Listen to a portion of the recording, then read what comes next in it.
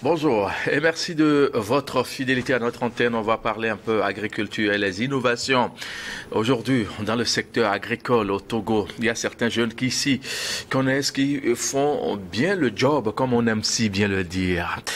Le thème de cette émission, modernisation agricole, Agritech innove. Deux jeunes Togolais sur ce plateau. Le premier, Gilles Lawson. Il est bien sûr porteur du projet Agritech. Gilles, bonjour et merci d'être là. Bonjour Mathieu. Comment tu vas? Je vais bien. Merci d'honorer notre plateau. Armand Koumi, ingénieur, agronome. Bonne arrivée. Merci beaucoup, monsieur. Comment vous allez? Super bien. Merci d'être là. Agritech, d'abord, qu'est-ce que c'est, Gilles? Merci Mathieu. Alors, il faut dire qu'il y a 12 000 ans, il n'y avait pas de fermes agricoles sur Terre. Oui. Et aujourd'hui, plus de la moitié des terres arables occupent naturellement une étendue qui est équivalente à l'Amérique du Sud. Cependant, face aux problématiques liées surtout à l'érosion, Oui. aux cécités, bien évidemment à tout ce qui relève du réchauffement climatique, la question est de se poser, c'est de savoir si d'ici quelques années nous aurons encore des terres arables et si ces terres seront toujours à notre portée. Ceci étant, nous avons réfléchi ou posé une question à savoir qu'est-ce qu'on peut faire comme alternative à l'ère de la technologie. Et nous avons eu à développer Agritech qui consiste à mettre ensemble l'agriculture avec la technologie. Parfait. Alors, sur le même plateau, j'ai Armand. Armand, pourquoi avez-vous ensemble pensé révolutionner le secteur agricole, comme Gilles vient de le dire? Pourquoi? Alors, merci. Déjà, on a vu qu'il y avait assez de blocus, Oui. assez de limites à l'innovation dans le domaine agricole. Basiquement, on voit que on tourne autour du même pot, on n'innove pas, on n'avance pas. Donc on a dû voir, pourquoi ne pas innover, pourquoi ne pas apporter de nouvelles idées, de nouvelles technologies, les appliquer à l'agriculture, bien sûr, pour pouvoir innover dans ce domaine. Donc en général, l'idée de départ, c'était de révolutionner l'agriculture qui était traditionnelle et d'amener la population à pouvoir prendre en main leur propre nutrition en général. Parfait. Gilles, pour vous, l'agriculture aujourd'hui, ce n'est plus cette étape qui consiste à avoir la houe, la daba, le coco, et puis voilà, c'est plus ça. Hein? Il faut carrément révolutionner le secteur dans tout son ensemble, surtout en Afrique. Tout à fait, parce que aujourd'hui on a assez de terres arables en Afrique, mais avec la question de l'urbanisation, on est en question de se poser, la question aussi à se poser, c'est est-ce que nous disposons encore des terres pour cultiver? Beaucoup de personnes vont dans la campagne pour avoir de l'espace, pour faire peut-être leur petite culture de tomates, de laitue, de choux.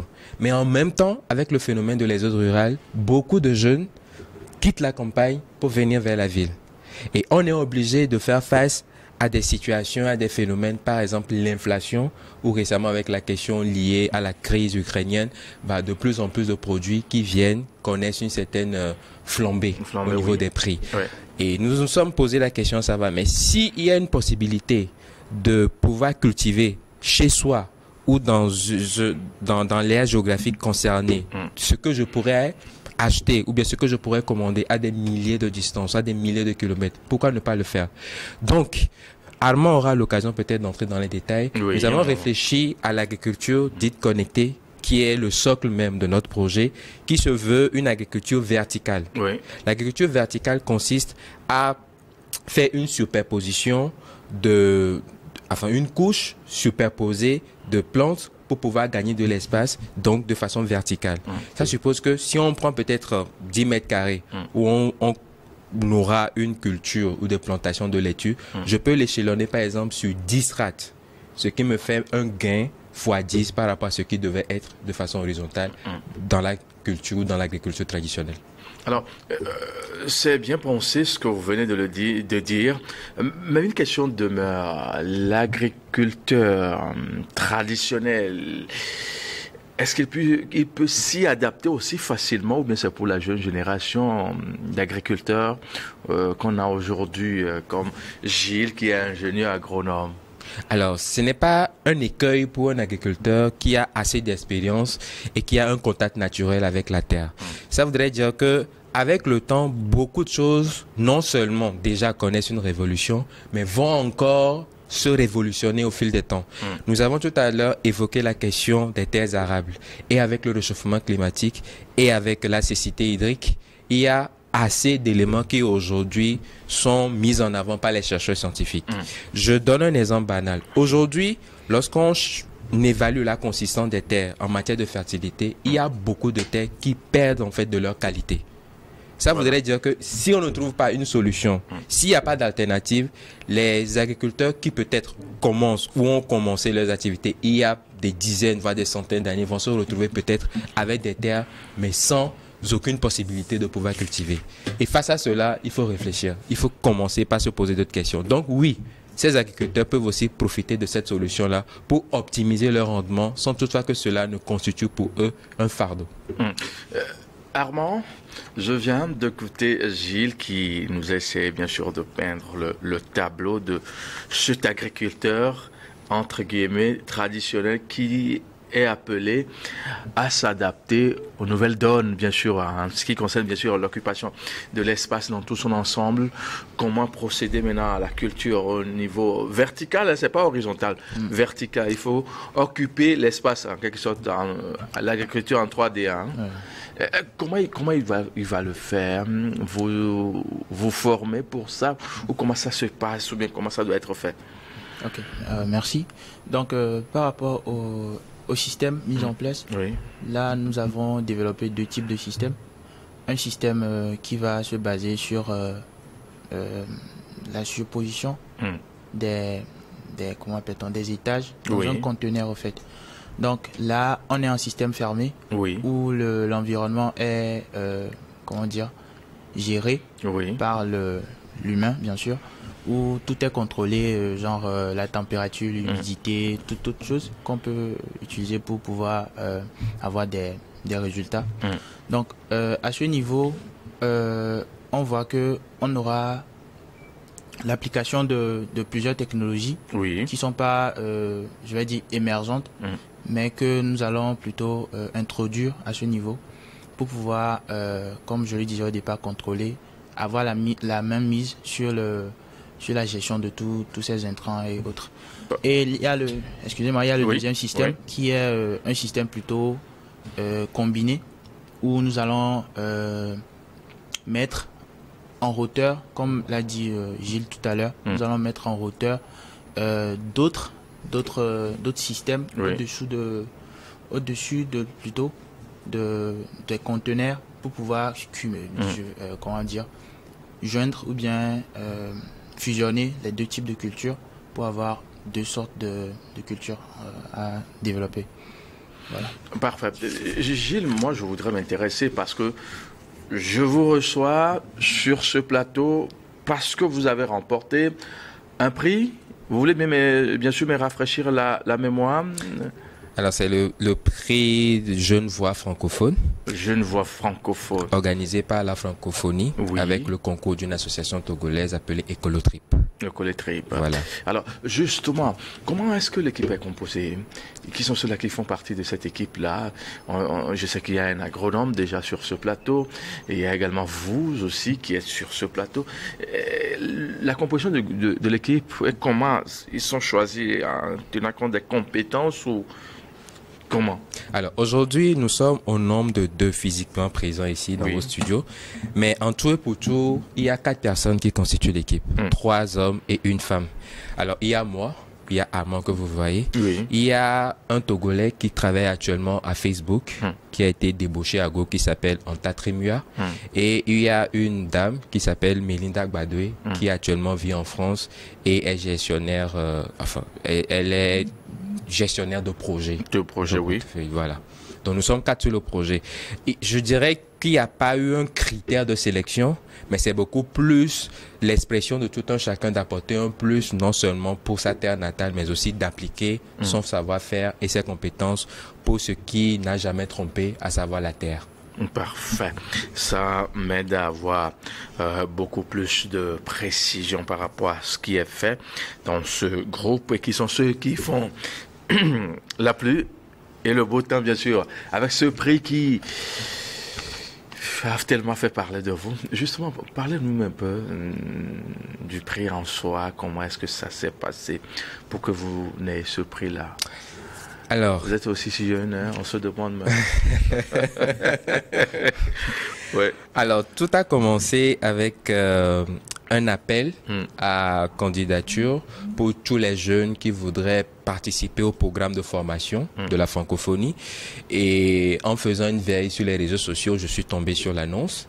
Naturellement, j'ai candidaté, j'ai envoyé ma candidature dans l'attente que je puisse être retenu. Oui. Effectivement, quelques jours plus tard, les résultats sont sortis et je me suis vu en tant que participant. Le programme en lui-même se déroulait simultanément dans 6 pays de la sous-région. Oui. Il y avait le Togo, le Bénin, le Burkina, le Sénégal, la Côte d'Ivoire et la Guinée. Oui. Dans chaque pays, il y avait 100 participants qui assistaient aux différentes formations. Les formations tournaient autour de l'environnement, de la gouvernance, de la paix et la sécurité. Oui. Alors, dans le volet du dit programme, il y avait aussi un aspect d'appel à projets, où les projets doivent également s'inscrire dans ces 3 thématiques que je viens de mentionner. Et au départ, Armand et moi, nous avions fait juste un petit travail sur le projet qui n'avait l'air de rien du tout. On avait juste bidouillé quelque chose qu'on avait mis de côté. Donc, dès lors que j'ai pris lecture du TDR du projet et que je suis tombé sur l'aspect appel à candidature pour des projets, j'ai directement contacté Armand. Je lui ai un peu parlé de la chose. Il était partant. Il m'a dit, pourquoi pas on peut encore l'améliorer pour soumettre justement. Il faut dire qu'il y avait quand même de spécificités, parce que assez de conditions derrière, pas assez quand même, mais quand même, il y avait la question liée au temps. C'était au cours d'un délai très réduit. Il fallait faire un pitch, bien sûr filmé, et sur en moins d'une minute. Voilà. Il fallait aussi apporter des éléments de précision sur le projet en lui-même et pouvoir l'envoyer. Donc, on a fait ce travail-là ensemble. Je dois dire que parfois, on passe des nuits blanches là-dessus pour pouvoir produire quelque chose de qualitatif. Voilà. Et on l'a fait. Il faut dire que dans les 6 pays que j'ai mentionnés, que j'ai listés tout à l'heure, 64 projets ont été soumis, dont 6 du Togo. Il y avait un jury ad hoc qui a été formé pour évaluer la qualité des différents projets soumis au regard des critères qui ont été définis. Donc, sur cette base, on a dégagé 5 projets sur les 64 en question qui ont été soumis maintenant à l'appréciation du public au travers d'un voting. Donc, sur les 5 projets, il y avait le projet Agritech, le seul d'ailleurs retenu au Togo, parmi les 6 qui ont été envoyés à partir du pays. Il y avait 2 projets du Bénin, il y avait un projet du Burkina et un projet de la Côte d'Ivoire. Donc, l'étape suivante, c'était de dégager 3 projets qui seront maintenant primés au regard non seulement des votes qui ont été la confiance au travers des votes à l'endroit des différents porteurs de projets, mais aussi des points que le jury allait attribuer à ces différents projets. Donc, l'étape décisive était beaucoup plus le voting. Et on a aussi fait un travail en ce sens-là de communication. On a acquis la confiance de tout un chacun parce que ça devenait plus ou moins une cause patriotique et on a su faire une communication en ce sens-là. Et les gens ont voté pour vous, hein? Si, les gens ont voté. Ils ont été très, très nombreux. C'est l'occasion aussi de remercier tout un chacun, tous ceux qui ont exprimé leur confiance à l'égard du projet, même s'ils n'avaient pas une vision d'ensemble de ce qu'il en était, ils nous ont quand même beaucoup aidé en ce sens-là. Le patriotisme. Tout à fait, voilà. Et ils l'ont fait. Hein? Et ils l'ont fait. Et vous êtes revenu avec le prix. Effectivement. Un trophée et une enveloppe d'1 million de francs CFA. Et vous êtes partagé ça?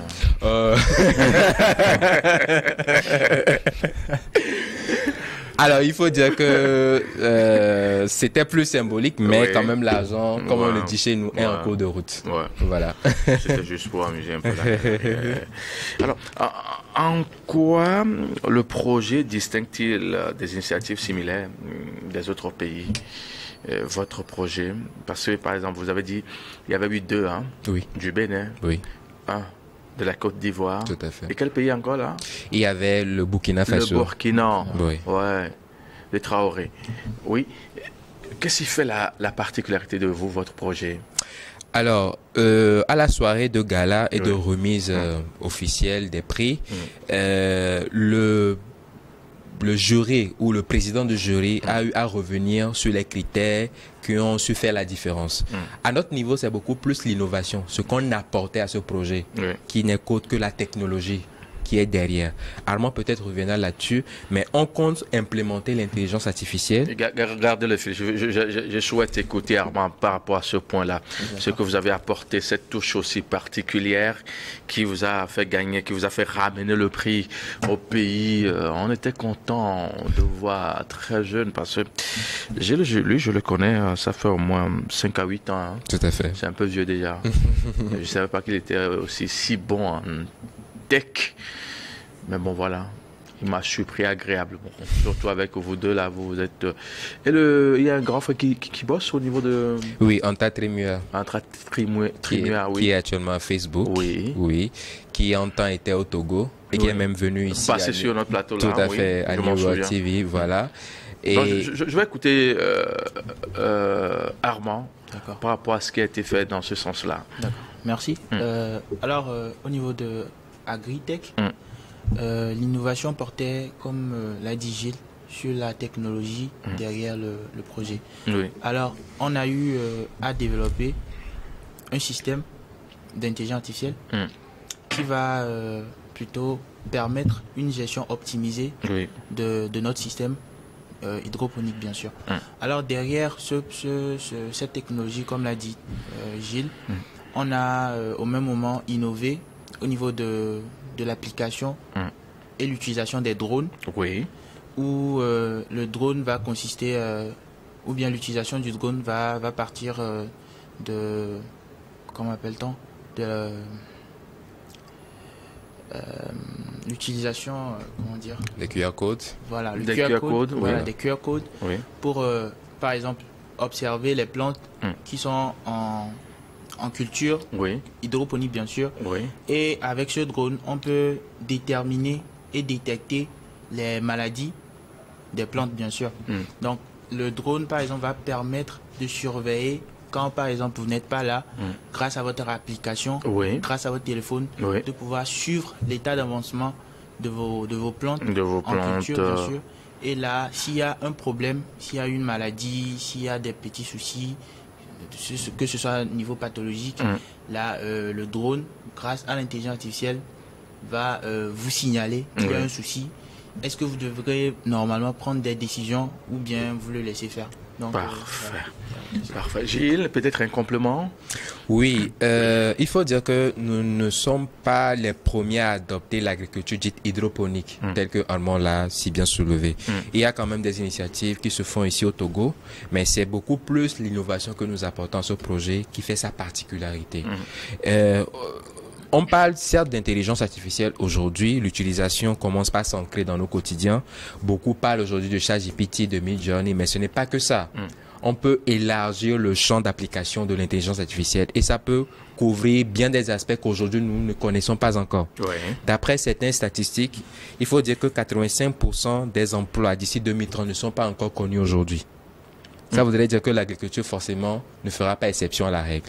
Donc, autant prendre de l'avance sur les choses, autant aussi travailler avec des experts, des gens qui s'y connaissent. Et actuellement, nous cherchons à établir des collaborations avec des entreprises américaines qui ont déjà une certaine avancée en la matière, en termes de culture verticale et hydroponique, avec qui nous allons collaborer pour l'implémentation du système. En quoi ce projet est-il bénéfique pour le lambda, le citoyen lambda, agriculteur, ou sur le plan environnemental, par exemple? Alors, je commence avec l'environnement. Aujourd'hui, excusez-moi le terme, notre alimentation est bourrée de pesticides. Est bourrée de produits qui sont délétères à notre santé. On voit des tomates très très jolies. Exactement. Avec des piments très très jolis. On finit de consommer et puis allez, on s'abonne au WC. Et à la pharmacie. À la pharmacie. Voilà. Et c'est beaucoup plus problématique pour le citoyen lambda qui veut manger sain, qui veut manger sans pesticides, qui veut manger sans avoir par la suite recours à l'hôpital. S'il doit aller à l'hôpital, ce n'est pas forcément ce qu'il a mangé, mais plutôt beaucoup plus sur d'autres aspects. Oui. Alors nous nous disons, ce que je peux acheter peut-être ou commander à partir de la Chine, à partir des États-Unis, pourquoi ne pas le produire localement ici? D'autant plus que, au prime abord, l'agriculture hydroponique et notre système connecté et vertical permet de pouvoir reproduire les conditions climatiques de culture de ces différentes plantes-là. Nous comptons quand même commencer avec les légumes, avec les fruits, et plus tard l'étendre avec d'autres formes de culture. Donc ça suppose que je donne un exemple banal. La fraise, qui est peut-être beaucoup plus cultivée en Europe ou bien aux États-Unis, peut être produite localement ici. Il suffit juste d'appliquer toutes les conditions, que ce soit en plus des conditions climatiques, les conditions de croissance, les conditions liées à la pression, à l'humidité, de reproduire cela dans un système fermé tel que Armand l'a si bien dit, et en quelque temps, vous aurez votre production.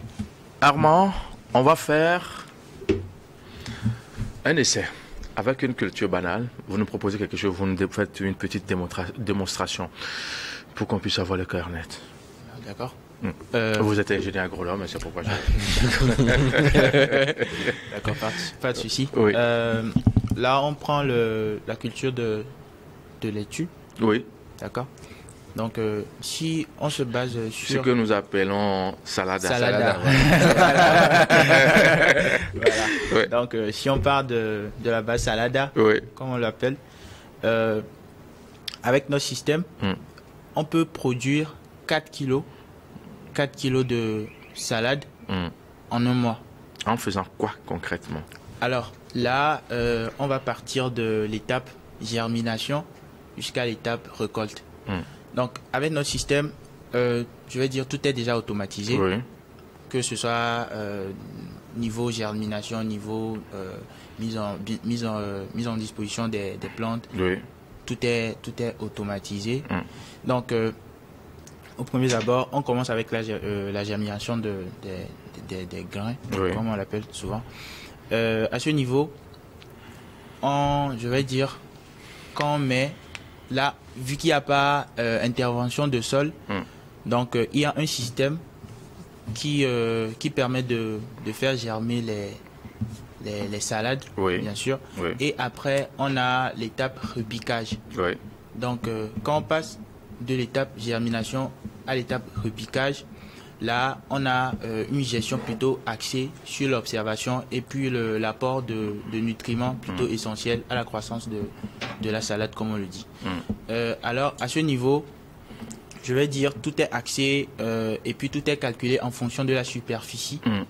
Et à notre niveau, les 4 kilos de salade que nous produisons ou nous avions eu à produire sur un mois, sont issus de 1 mètre carré de superficie. 1 mètre carré de superficie. Supposons que nous ayons 40 mètres carrés de superficie. On fait le 4 kilos. Fois 40. Fois 40. Donc ça fait 160. Oui. Donc ça fait 160 kilos de salade. Kilos. Voilà. C'est important, c'est intéressant. Hein? C'est bien réfléchi. Très très bien réfléchi. Et moi, je veux savoir une chose. On est un peu dans les paperasses, hein, ce que vous nous dites. Dans le réel, est-ce que c'est bien possible? Et vous l'avez déjà essayé? Alors, aujourd'hui, nous avons la chance de travailler avec l'incubateur Nunia Lab, qui a accepté nous accompagner sur le projet dans tout son ensemble. Actuellement, nous sommes toujours à l'étape de prototypage, parce que c'est beaucoup de choses à mettre en place et il faudrait aussi récolter les données pour pouvoir faire des prévisions. Sur cette base, nous avons eu la chance aussi de discuter avec d'autres personnes qui connaissent mieux la culture hydroponique que nous pour pouvoir intégrer leurs recommandations en vue de parfaire le système. Donc oui, actuellement, nous travaillons avec cette structure telle que je l'appelle à Nunia Lab, mais aussi et heureusement avec Monsieur Antatrimua qui actuellement travaille à Facebook. Nous comptons quand même avoir un certain apport de la part de l'entité qui est Facebook, mais aussi d'autres entités pour apporter un appui beaucoup plus technologique, pour mettre la technologie à disposition ici chez nous au Togo.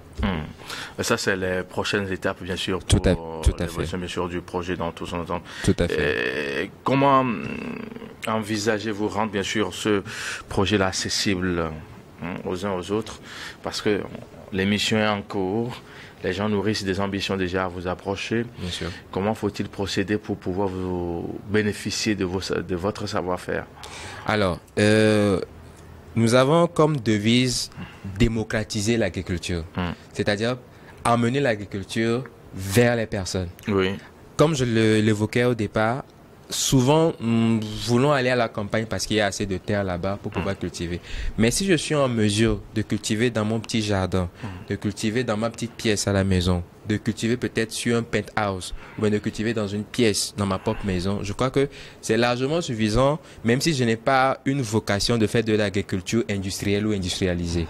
Ça voudrait dire que le compartiment dans lequel la culture elle-même se fera est facilement démontable. C'est-à-dire que je peux prendre les différentes parties, démonter d'un point A, puis les replacer dans un plan B. Oui. Ça veut dire que là, cette facilité de pouvoir faire les choses de façon très amovible offrira plutôt une nouvelle manière de faire de l'agriculture par tout un chacun. Ça ne serait plus une question d'être agronome, d'être agriculteur, d'être spécialiste forcément en matière d'agriculture, mais nous pouvons tous le faire. Donc, l'objectif maintenant, c'est de pouvoir travailler aussi en collaboration avec des agriculteurs classiques, traditionnels, pour que eux aussi, au travers de leurs apports, ils puissent intégrer ce savoir-faire-là dans leurs us et coutumes et ensuite de pouvoir faire un travail d'ensemble pour sensibiliser, si je peux le dire comme ça, leurs confrères agriculteurs. Parfait. Peut-être un complément avec Armand par rapport à ce qui a été dit. Aujourd'hui, on sait que les gens nourrissent des ambitions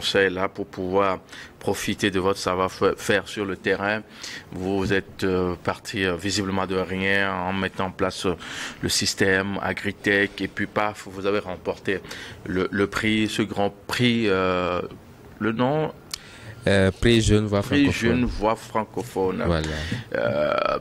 Dans plus de 6 pays, hein. Tout à fait. Vous êtes les premiers à être choisis et on attend de voir, hein, parce que les autres aussi dans les autres pays, ils disent mais les jeunes là, comment ils ont fait? Ou bien ils ont surdoyé le jury pour avoir le prix ou comment? On veut voir après ce que ça donne. Qu'est-ce que vous pensez mettre en place? Comment vous pensez mettre les choses en place pour pouvoir vraiment impacter? Alors, merci. Alors là, présentement, on bouge, je vais dire, sur un timing déjà en cours. Oui. Là, comme l'a dit Gilles, nous sommes au niveau prototypage. Et là, présentement, nous avions fini avec la partie drone et la partie reconnaissance des maladies, des pathologies des plantes. Oui. Donc, après cette étape, nous allons continuer, bien sûr, à toujours faire développer la technologie au niveau du drone toujours et aller maintenant au niveau du système complet. Parce que déjà, le système, c'est pas complexe, mais c'est plutôt... C'est accessible, bien sûr. Oui. Donc, déjà, c'est composé d'applications. Il faut former les gens. Voilà. Tout à fait. Voilà. Il faut faire des formations, tout ça. Donc, là, présentement, on va mettre le reste de l'équipe en place pour pouvoir développer les autres compartiments du projet. Bien sûr, la partie application mobile, la partie système d'irrigation, tout ça. Donc, il y a assez de trucs à faire. Il y a assez de trucs à faire et c'est le moyen, plutôt, et l'opportunité d'appeler les jeunes, nos jeunes frères, nos jeunes sœurs, bien sûr, qui trouvent qu'ils sont aptes à pouvoir intervenir avec leurs connaissances, avec leur expérience, pour pouvoir faire développer le projet. Même si, voilà, l'équipe en soi a les capacités. A déjà évolué énormément sur plusieurs points. Alors, Gilles, et puis vous pensez nouer des partenariats avec d'autres structures dans ce sens ou comment? Tout à fait. Mais vous allez rester en vase clos, hein, on ne sait pas. Tout à fait. Aussi bien des structures comme les personnes qui ont les compétences. Armand vient de faire la parenthèse. Nous avons besoin des gens qui se connaissent aussi bien en intelligence artificielle, des développeurs d'applications, des ingénieurs en mise en place de culture, de systèmes hydroponiques. Oui. Toutes ces compétences vont permettre de développer le système parce que ce n'est pas aussi fermé que ça, même si la culture se fait en environnement fermé. Nous voulons travailler avec ces différentes personnes-là pour apporter cette touche particulière en matière d'agriculture et faire évidemment une entre griffes révolution dans ce secteur-là. À côté de ça aussi, nous lançons aussi un appel à toute structure, à toute entreprise qui voudrait bien accompagner le projet de quelque façon que ce soit pour maintenant passer surtout de la phase prototypage au déploiement à moyenne et grande échelle. Parfait. Donc, les gens nous suivent, ils sont là, ils notent avec beaucoup plus de munitions ce qui est dit. Alors, comment vous envisagez, bien sûr, impliquer ou sensibiliser la population à l'égard, bien sûr, de la possibilité des uns des autres à bénéficier de ce service? On a déjà commencé en quelque sorte, la sensibilisation, mais peut-être, oui, encore plus. Alors déjà, venir ici dans les locaux de New World TV constitue un bon point de départ pour parler du projet et aussi pour préparer plus ou moins le terrain avant qu'on y aille. Aujourd'hui, il faut dire que toute intégration d'une technologie peut connaître une certaine forme de résistance parce que les gens sont déjà habitués à faire les choses d'une certaine façon. Et avant même de pouvoir y aller, il faut avoir leur consentement, avoir leur agrément, mettre en avant les avantages du système sans forcément le leur imposer. Donc c'est dans cette démarche que nous voulons bien collaborer avec pas que les agriculteurs, mais aussi les groupements d'agriculteurs et toutes les structures, toutes les entreprises, toutes les entités qui travaillent dans ce domaine-là. Parce qu'il y aura beaucoup de questions qui nous seront posées. On est prêt à pouvoir les répondre. Et évidemment, un volet très important a été mis en avant. Comment faire en sorte que notre système n'éclipse pas ce que les agriculteurs ont déjà l'habitude de faire il y a bien des années. Parce que l'objectif, ce n'est pas de se substituer à ce qui est déjà fait, mais c'est d'être un complément ou peut-être une voie vers l'évolution de l'agriculture avec l'intégration des technologies. C'est bien. Un complément? Non. Non, parfait.